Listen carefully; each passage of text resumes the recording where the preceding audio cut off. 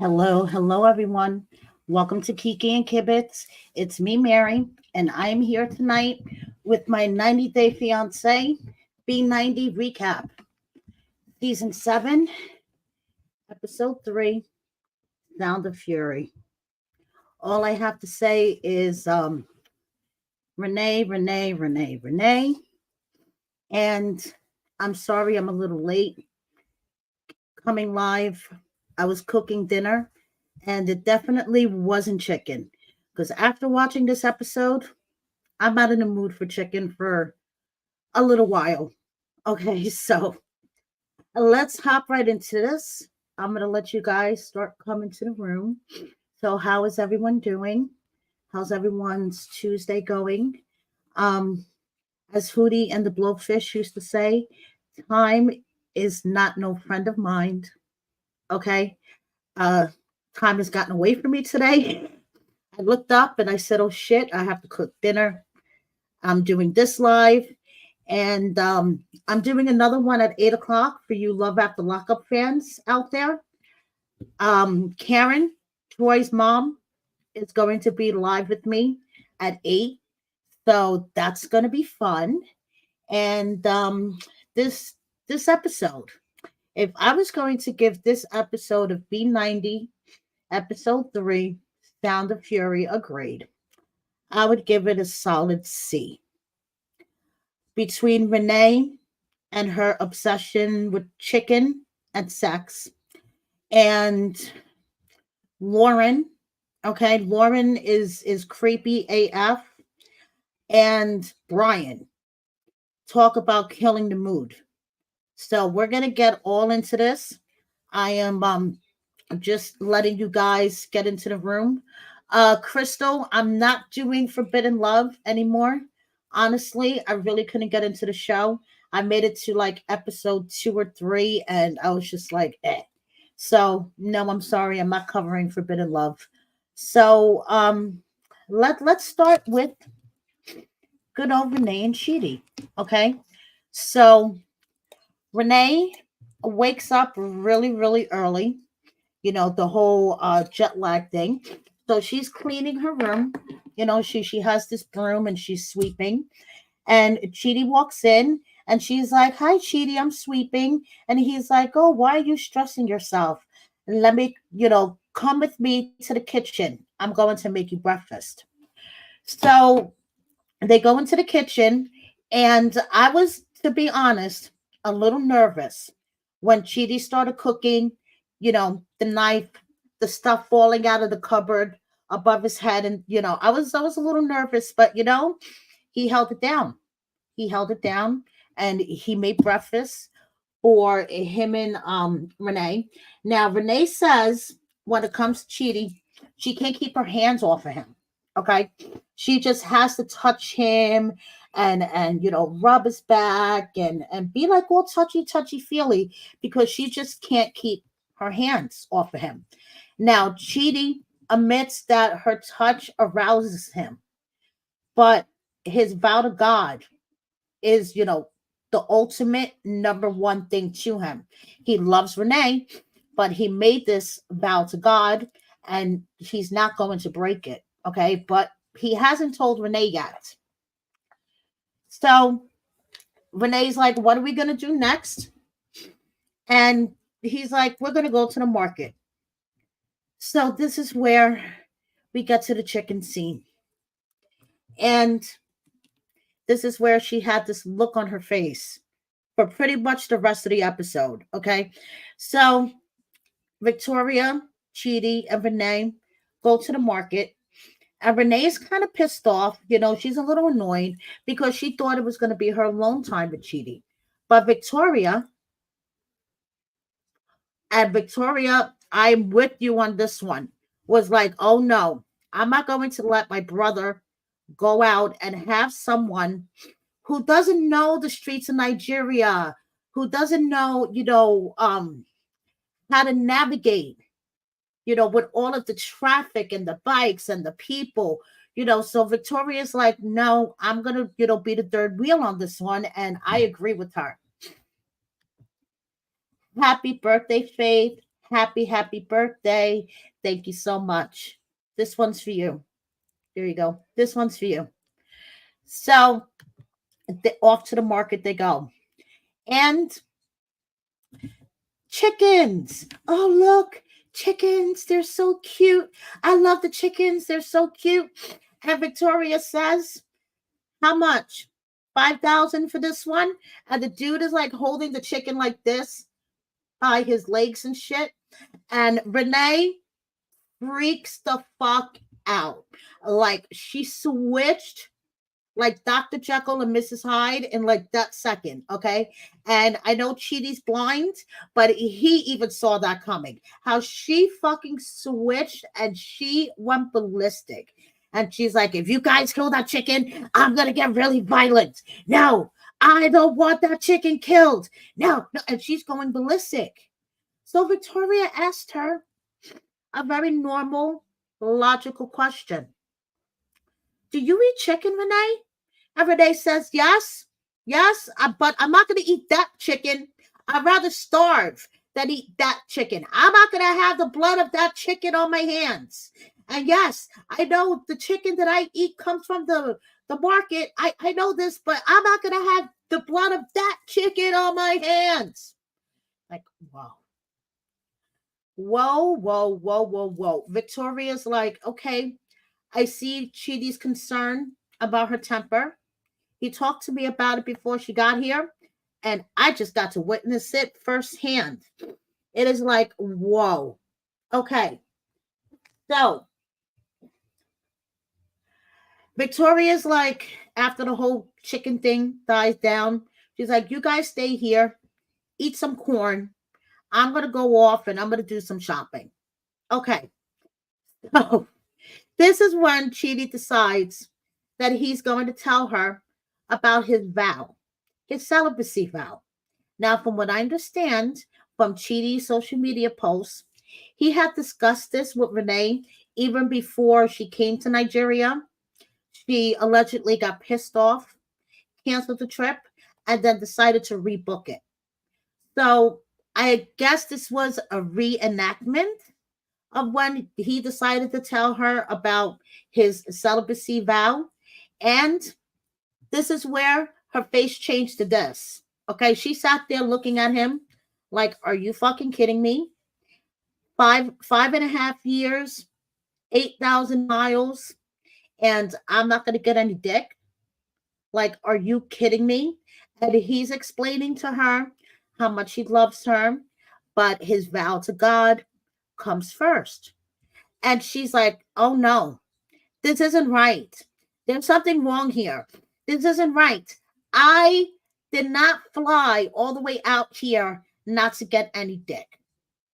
But according to Chidi's social media post, okay, he said that he told her before. So was this a reenactment? Was Renee just reenacting her anger? I really don't know. But let me share this with you guys. Victoria went on social media and she posted this defending her brother, and saying that her brother did talk to Renee beforehand and let her know, about his vow and that they were going to be sleeping in separate rooms. And Renee decided that she was going to still go to Nigeria. So there we go. So Renee's really pissed though, because she believes the not having sex before marriage is more of a system thing than a God thing, because she doesn't believe that God would put two people in love and then say, no, you can't have sex before marriage. So she believes it's like a system thing. And, excuse me, guys, and that she's going to fight against the system. I'm sorry. I'm going to mute myself for a second. I need to blow my nose in the worst way.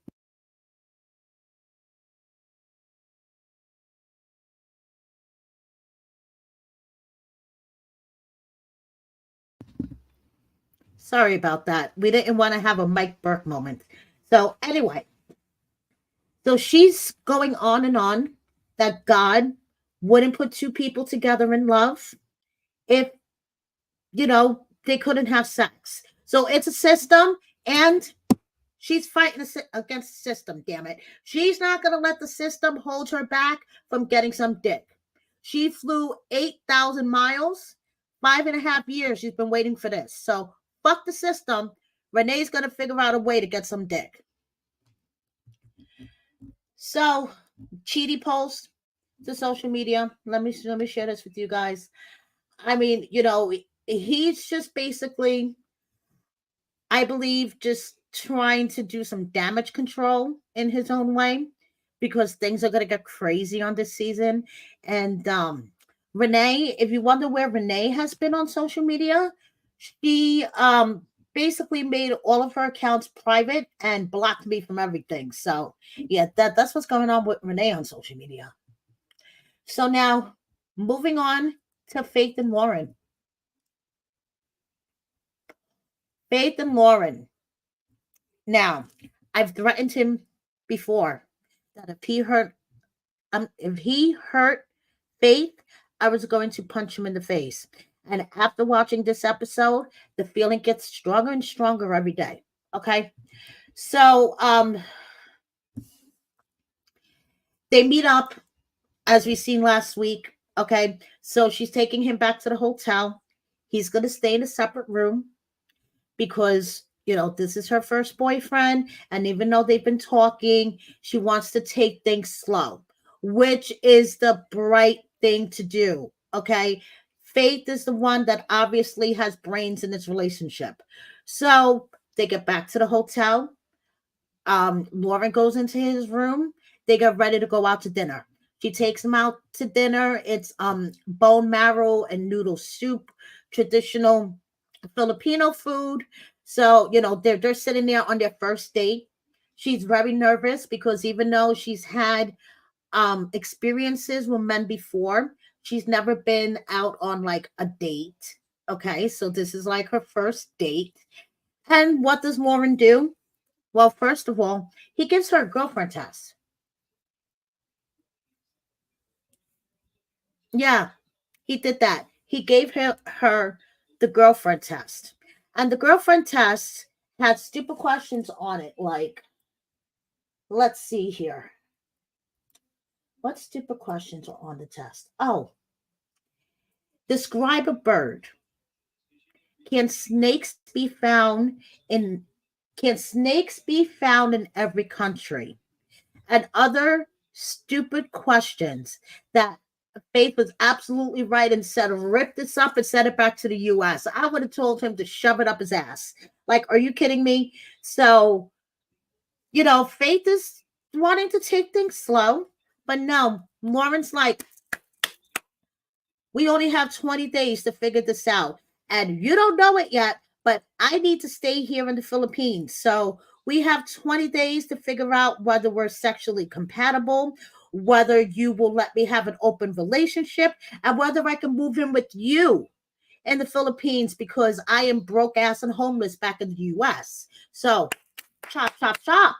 20 days. We need to figure this out, Faith. So let's figure out tonight if we're sexually compatible.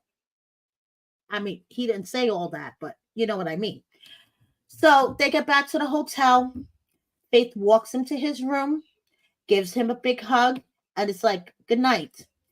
And even though Lauren says he understands why she wants to take things slow, chop, chop, chop. He only has 20 days, so we better figure this out quickly. Yeah, okay. Whatever you say, Lauren. So he's been also doing damage control. He commented on my tweets of the week on IG, saying he couldn't believe the edits, how badly they edited him to be a sex maniac.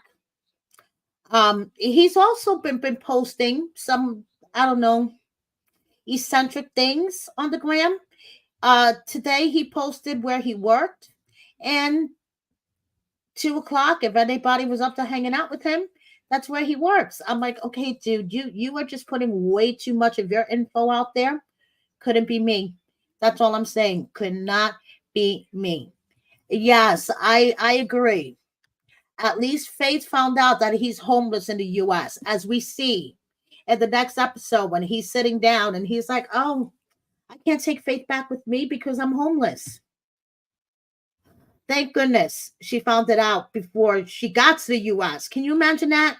If she would have did the whole process, got to the US, and he would have been like, oh, by the way, I'm couch surfing. I mean, he couldn't even afford to do the whole process to get her to the US anyway. So, anyway, so now we have a new couple, Sonny from South Africa. And I just want to say he's adorable. If Via from Florida breaks his heart, I'm going to punch her in the face. So we first get to meet Sonny. And Sunny is originally from Bangladesh, but he is currently living in Durban, South Africa. He moved there with his father invited him out there to help him run the store. Now, he didn't have his father in his life when he was little. His father moved to South Africa when he was little. So when his father, invited him to help him run, his dad's store, he jumped at the chance, moved to South Africa, even though at first it was kind of hard on him because he's really shy. And I was just like, oh, he was like, my shyness is too much. And it was hard for him to make friends. But once he started making friends and stuff, Durban is a great place to live. There's a lot of cultures that live there, and everybody just lives together happily like family. So he had one relationship. It didn't work out. So he decided to download an international dating app where he met Via. Now, Via, I'm sorry, girl. I know it's only your first episode, but these are catfish photos. She looks nothing like these pictures. So he's even Sonny said himself that at the beginning he thought this was all a scam. Well, with photos like this, okay, and she really looks like this. So, anyway, she's coming to see him in South Africa in a couple of days. He's so excited. He's going to the spice store with his roommate, Ali, and he's going to buy some spices for the dish that he's making for her. Can I just say, I noticed the names of the spices in the spice store. They have one called the mother-in-law spice. Crack me up. So Allie's kind of concerned about this relationship because, apparently there's been drama in the year that they've been dating. Um I'm sorry, Via has a tendency to not answer Sonny's calls and ghost him and stuff. And then there's this thing that she's still really good friends with her ex, Rory. And he doesn't know this yet, but Rory is going to come to South Africa with Via because Via has extreme anxiety and there is no way she's going to be able to do this trip without a travel buddy. But she decided that Rory, the ex that was trolling, did I mention this? That Rory, her ex, was trolling Sonny, her current man, on social media, putting laughing emojis under his selfies. Rory's all like, oh, what? I don't understand how a dude could take so many pictures in a mirror. It's none of your fucking business. You sound a little jealous there to me, Mr. X.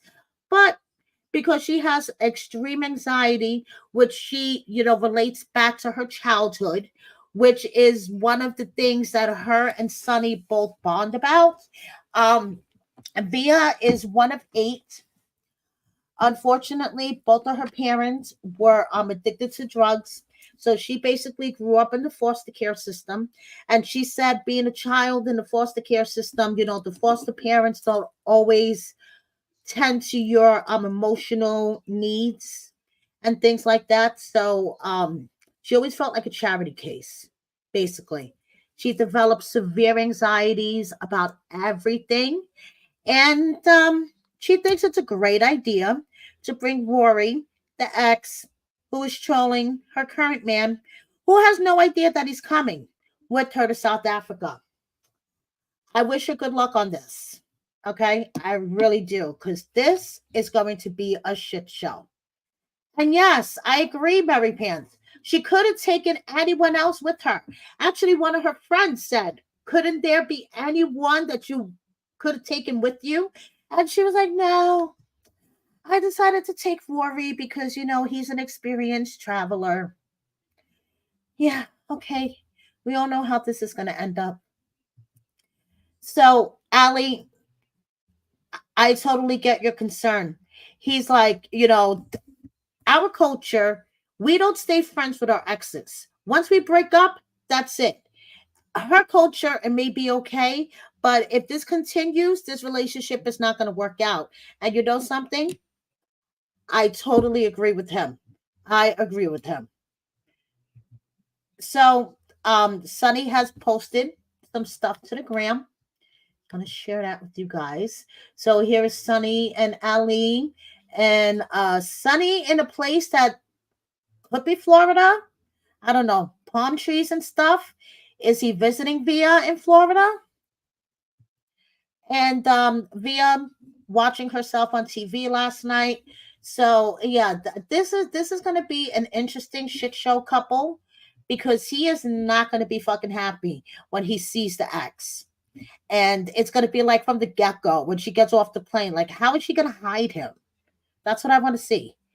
So now moving on, we have, yes, Stephanie, Tim and Veronica 2.0. Yep. Okay, Tiger Lily and Adon,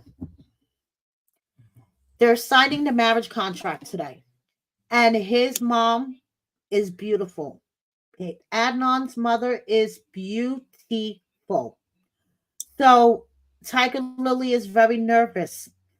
First of all, she's walking into a marriage contract ceremony, not having any idea what's going on. She's going to meet a whole bunch of Adnan's brothers and his mother for the first time, and she is like freaking out.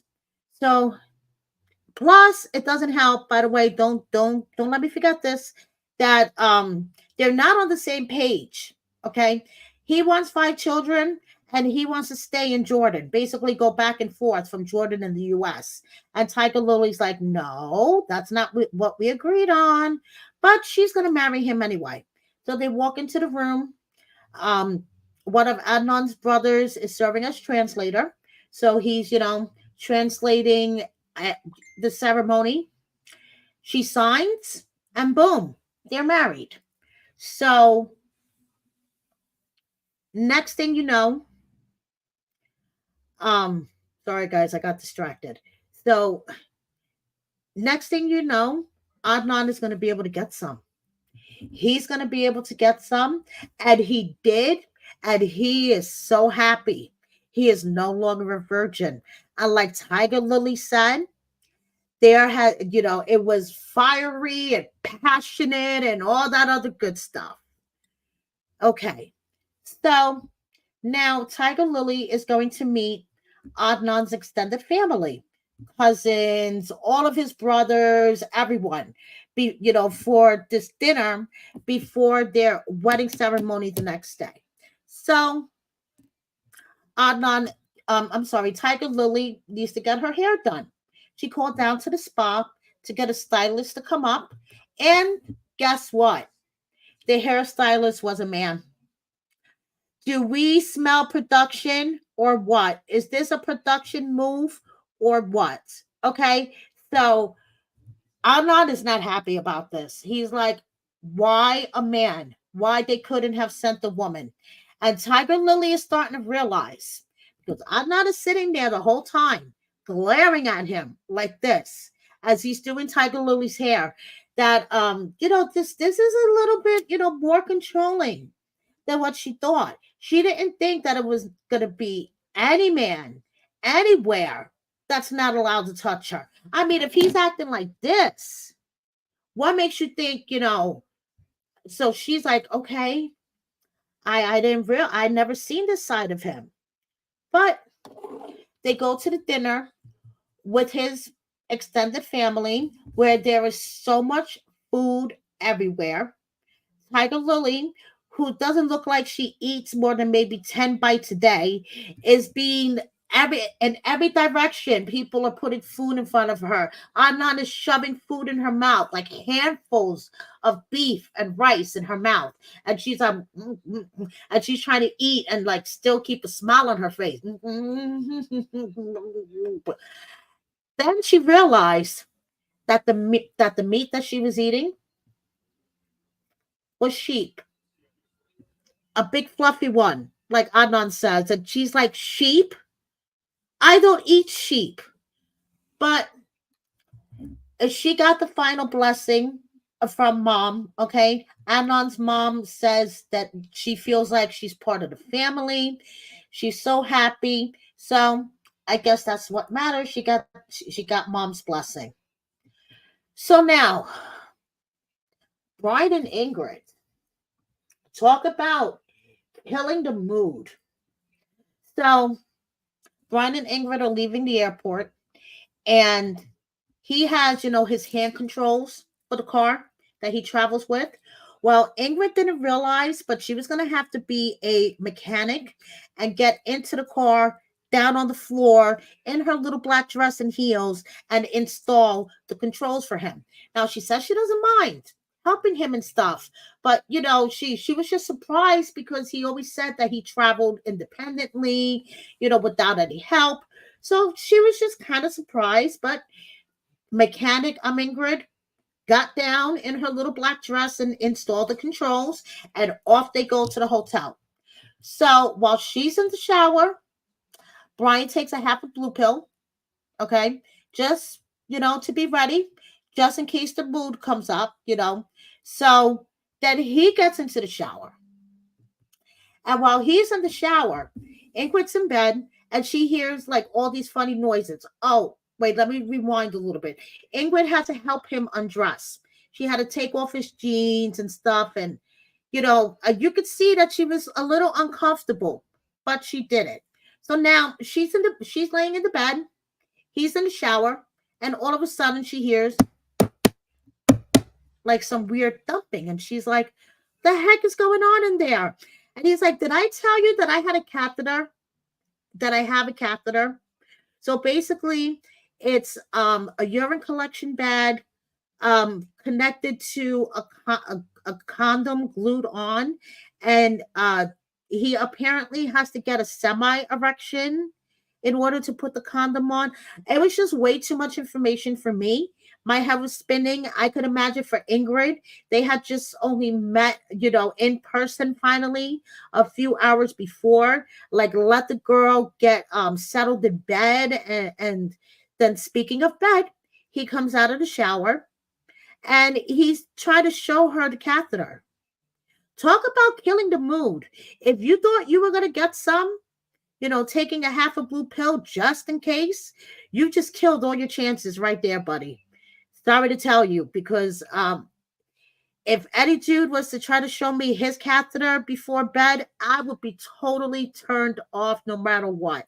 So he says he, could take care of himself independently, but just when he meets, a new love interest, he just likes to, throw out the fact that, help me with this and help me with that and do this and do that, just to kind of test them.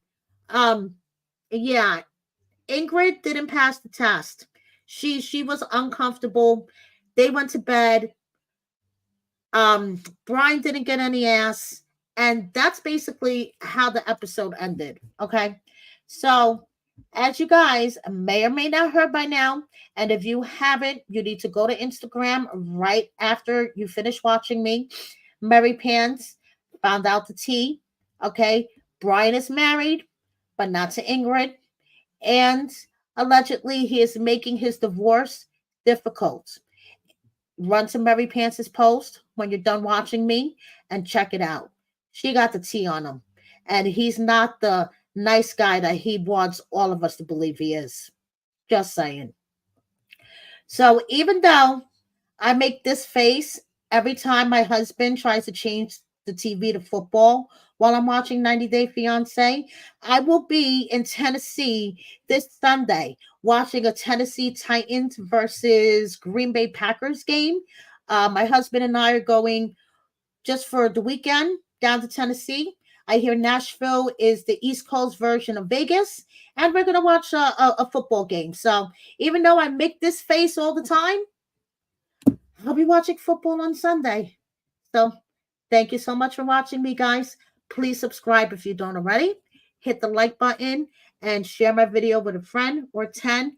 Thank you, everybody, in my live chat. I appreciate you all. And see you next time. Bye, everyone.